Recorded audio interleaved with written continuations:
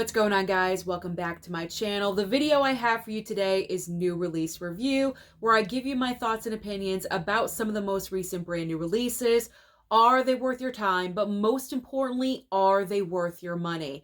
So I'm starting off with the most recent brand new release because this movie became available on physical media just yesterday. It's also still in theaters, but it's out on physical if you do want to pick it up, and I highly recommend that you do because it's Wonka. Wonka is such a great movie, and trust me, I was so skeptical. I've mentioned this before in previous videos multiple times, but when I first heard that they were going to make Wonka, I was not for it. I was not about it at all whatsoever because Willy Wonka and the Chocolate Factory is part of my childhood. I grew up with that film. That's nostalgia for me. And I'm thinking, is Timothée Chalamet going to be an imitation or trying to be an imitation of Gene Wilder? Because that's never going to happen. Because Gene Wilder's performance in the original film is so iconic. It's just so good. No one can match up to that. So that was my number one fear because this is a prequel to that original film. So that's why I was so like I don't know about this one.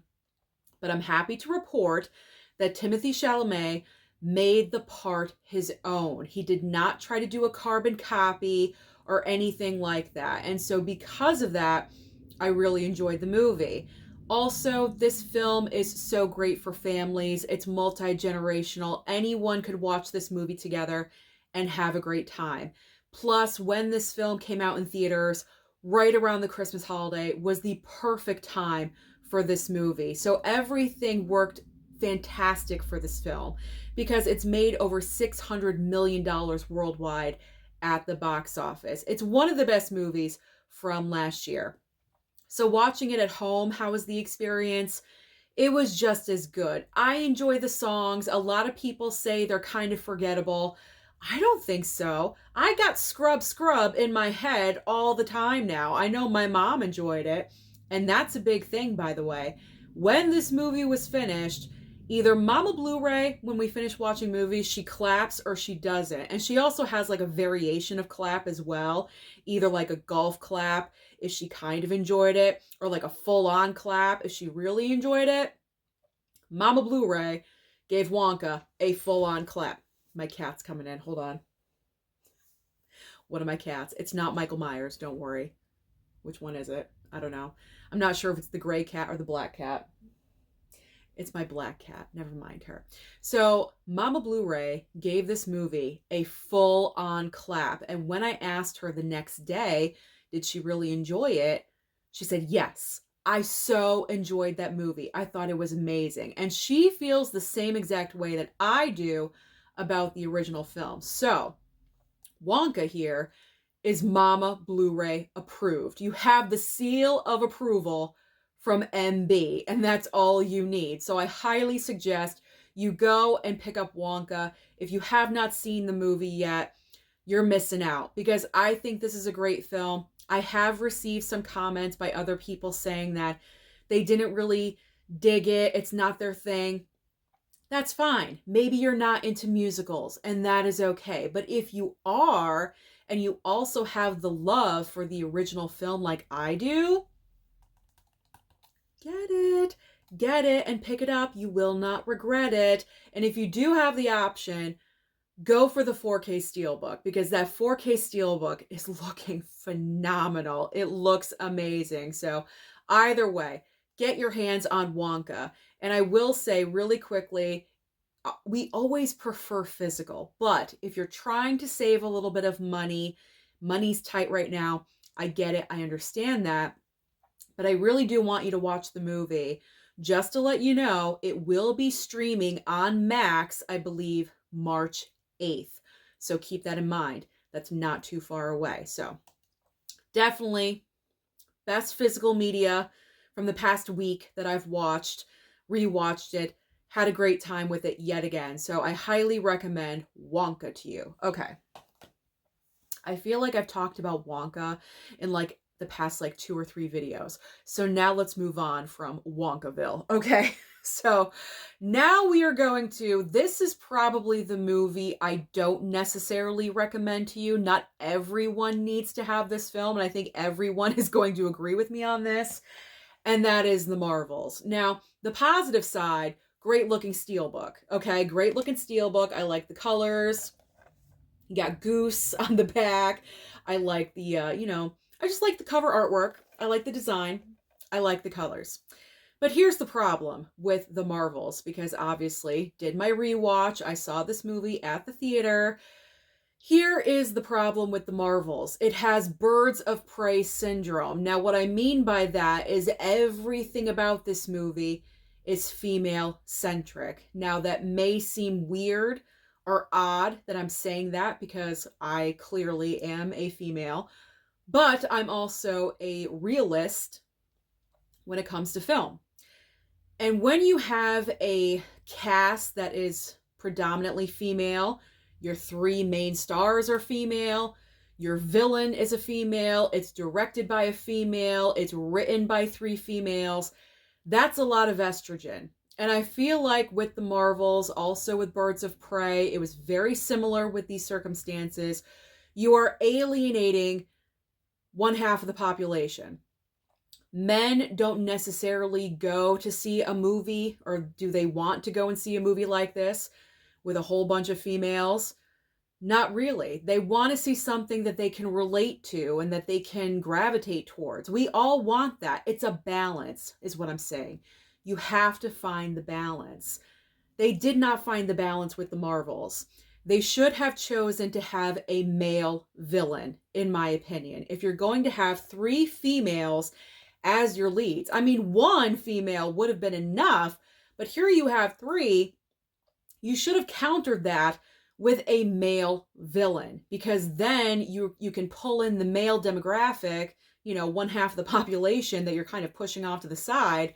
Maybe they would have wanted to go to this movie a little bit more. I could be wrong with what I'm saying, but I think this is the main reason as to why this movie really did not do well at the box office. And this is why I'm saying I'm not necessarily recommending this movie to you, because maybe you feel the same exact way. I feel like you should pick up this film if you're collecting the MCU like I do. I pick up every MCU with a steelbook, so that's why it's in my hand right now. But if I didn't, I don't think I would have picked this up. I probably would have just streamed it on Disney Plus and I would have called it a day. You know what I'm saying? There's a reason why this movie is one of the weakest MCU films, and I really hate saying that because, females, female empowerment, blah, blah, blah, it's so great. Yeah, but to a point. We have to learn the balance, and that was my main complaint that I had with Barbie. When I first saw Barbie, and we're not going to get into that, I made my video about that entire topic. We're good. We're moving on. But what I'm saying is, when it's all female, that doesn't equal greatness. I really, really hope you understand everything that I just said. I'm not knocking females at all whatsoever, but you got to be able to find the balance. You got to find the balance, people. And having that little cameo here and there with Samuel L. Jackson as Nick Fury was clearly not enough. That was not enough. So the Marvels, you don't need this. If you collect MCU, great, pick it up. But if you don't need to have this one. Let's roll on to the next title that I watched, and that is Priscilla. Now, I was excited to see Priscilla because this was a film I really wanted to see at the movie theater. Unfortunately, my schedule did not allow that to happen, and I missed it. So when I heard that Priscilla was coming out on physical, I got really excited. And I initially thought I was just going to stream this on Max, but then I remembered that Priscilla is an A24 title, and I do tend to collect the A24 films and definitely wanted to pick it up. So I decided to buy it. Now, watching Priscilla, this was a really good film. Now, granted, the only complaint I have about the movie is that it does move a little bit slow. But other than that, I really enjoyed the perspective of Priscilla Presley, because anytime we get a movie about Elvis or about the two of them together, It's mainly about Elvis, and it's about his life and what he experienced, his point of view. And this movie flips that. It's about Priscilla. It's about her perspective of their relationship, what went down between the two of them from her point of view. So I really respected that. I thought Sofia Coppola did a great job executing this movie, and I really enjoyed it. Again, the only complaint that I have about the movie is that it tends to move a little bit slow at times, but other than that, I enjoyed it. So I'm happy that I picked it up. You don't necessarily have to see this film. I say if you've ever been curious about Priscilla's life and about her point of view of the relationship, definitely pick it up. If you are a fan of Elvis Presley, this couple, anything like that. But if you're not a fan of Elvis, you don't necessarily know Elvis and Priscilla, I would say you don't really need this. You don't need it. And I say that because I know everyone is trying to save money nowadays. So if it's not a priority for you, then you don't need it. You can always stream it on Max. It's currently over there. So if you want to save money again and stream the movie, then I recommend that to you. I do believe that everyone should see it. I really, really do. But I understand money is tight nowadays. You do have to be kind of more picky and choosy with what you do want to get. So this is why I'm kind of saying that. But again, solid film. Really enjoyed it. Only negative, it moves a little bit slow. Okay. Let's move on next to Beverly Hills Cop Part 3. Okay, so everyone was telling me, not everyone, but I heard a lot of feedback about Part 3.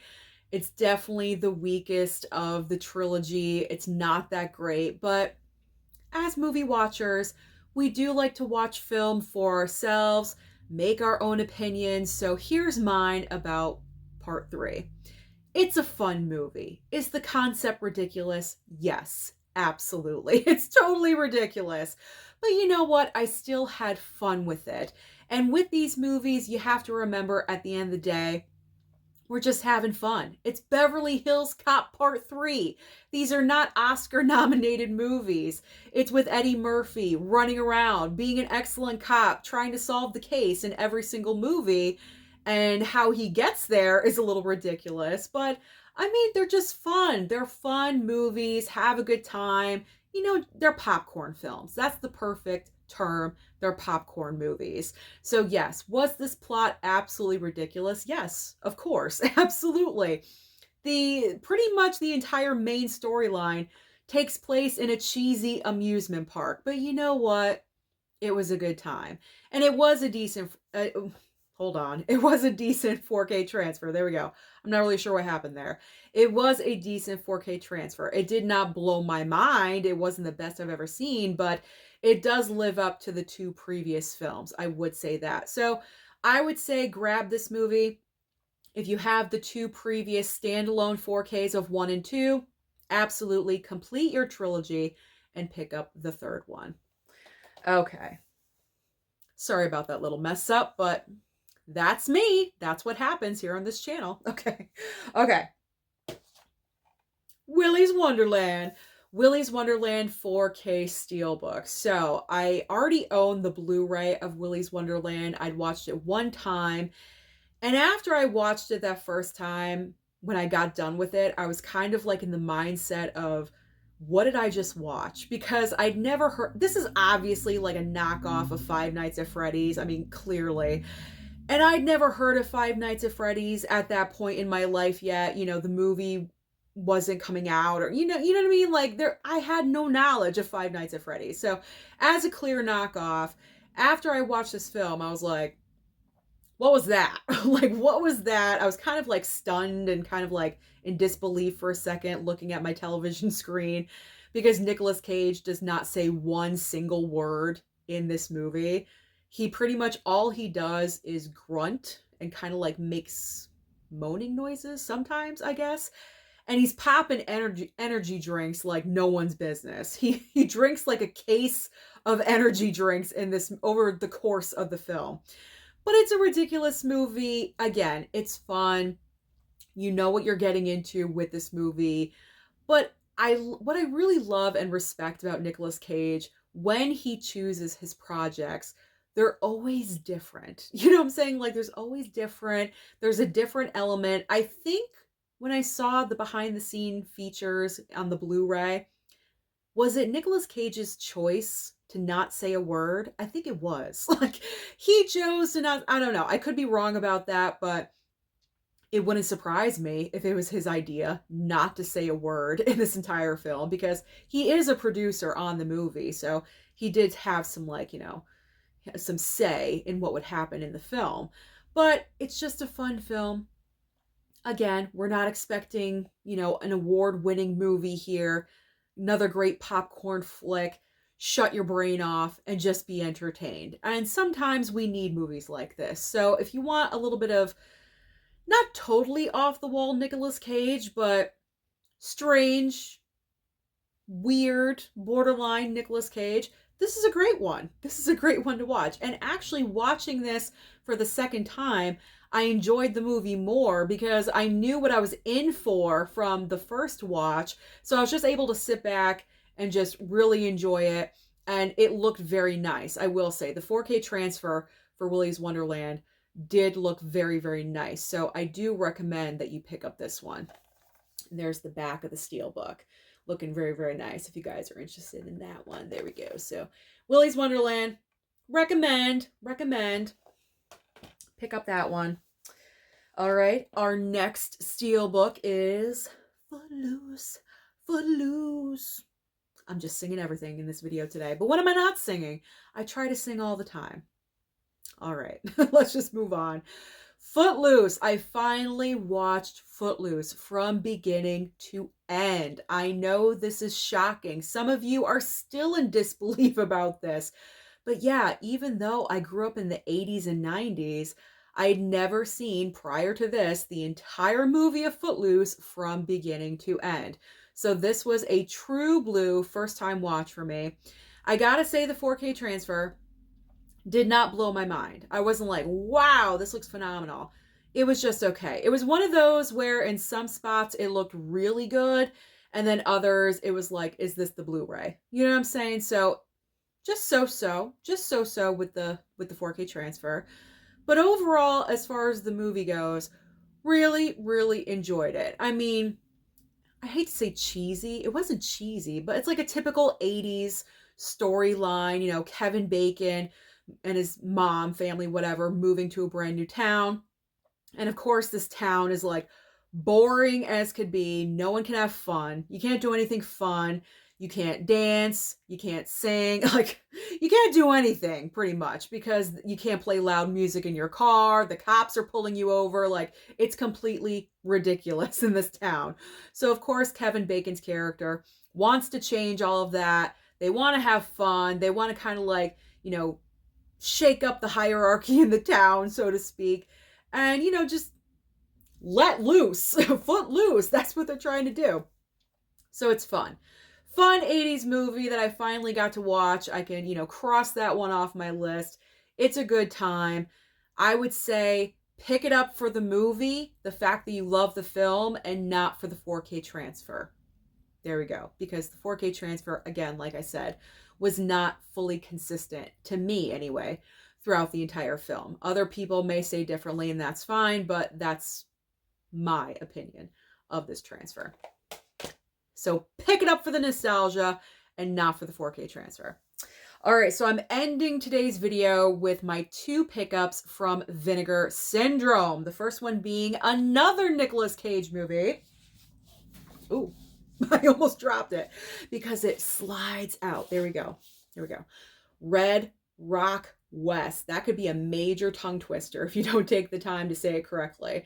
But first of all, can we just appreciate this and how you pull the ribbon to get the movie out? It's just so amazing. I'm going to show this off really quick because I never really did an unboxing for this.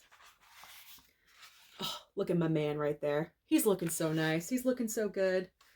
I really, really enjoyed this movie. This was a first time watch for me. You got a nice little, and then of course your Blu-ray. This is only a Blu-ray, by the way. This is not a 4K release. It's only a Blu-ray.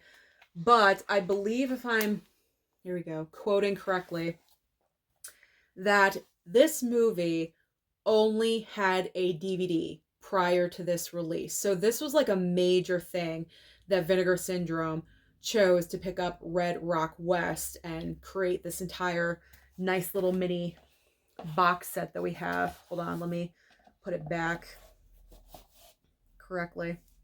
I didn't put it back correctly, but okay. We'll just hold it like this. There we go.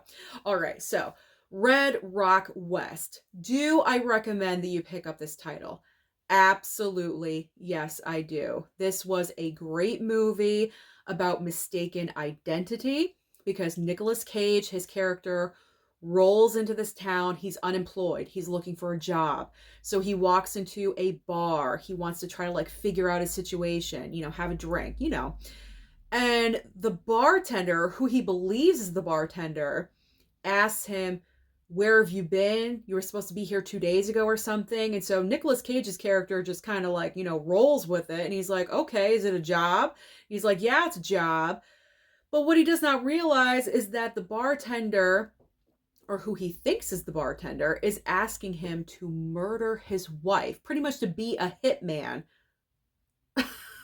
So Nicolas Cage accepts, and then the story unfolds. That's all I'm going to say, because I don't want to spoil this for anyone that has not seen the movie.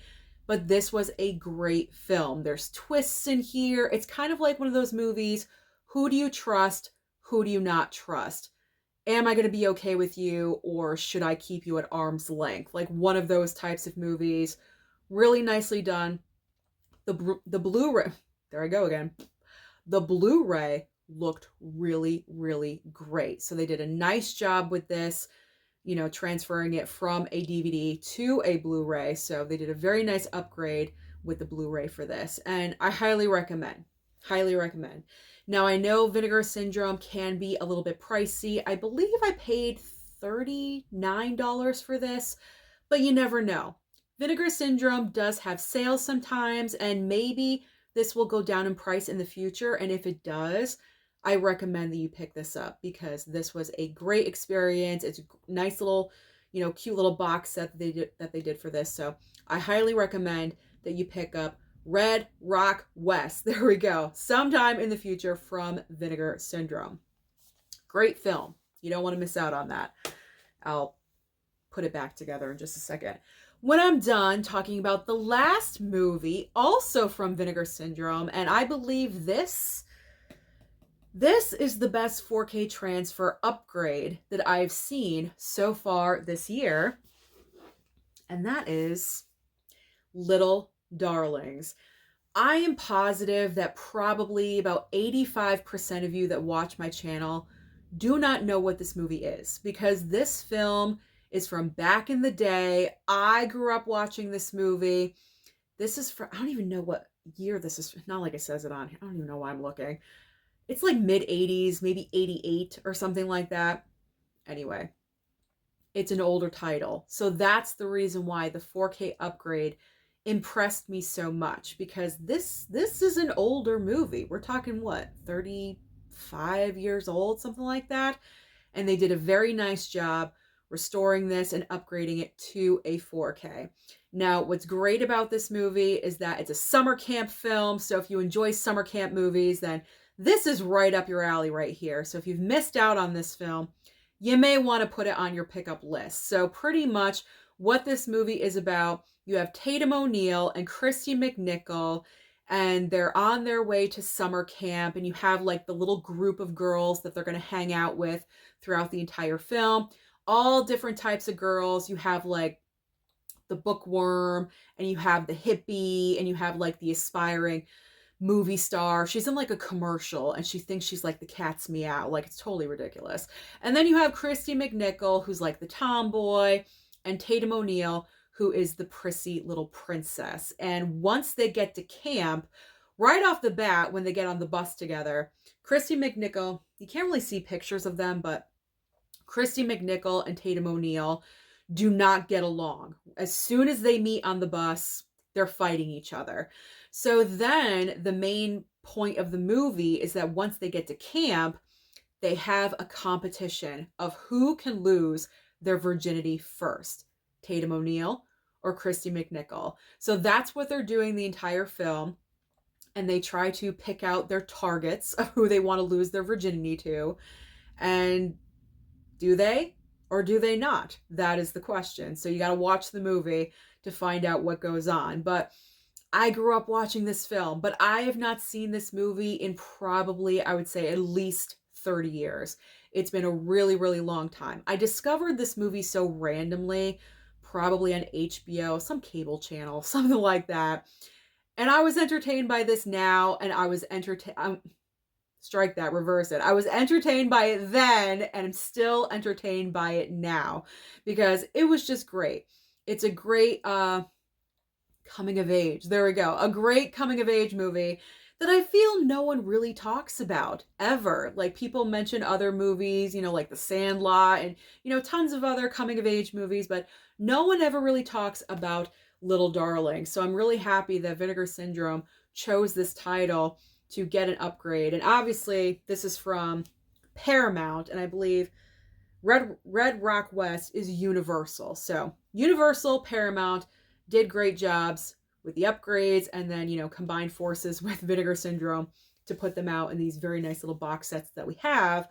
But it was very well done, is what I'm saying. So this one, so far, Little Darlings, is my favorite 4K transfer upgrade of the year, because considering it's such an older title, they did a fantastic job. So I highly recommend Red Rock West and also Little Darling. So in the future, if Vinegar Syndrome does have a sale, do not hesitate to pick up both of these. All right. I think I've made enough mistakes. So those are all the brand new releases that I've been watching lately. So comment down below and let me know your thoughts about any of these movies that I talked about. Don't forget to like and subscribe before you leave, and I'll see you next time.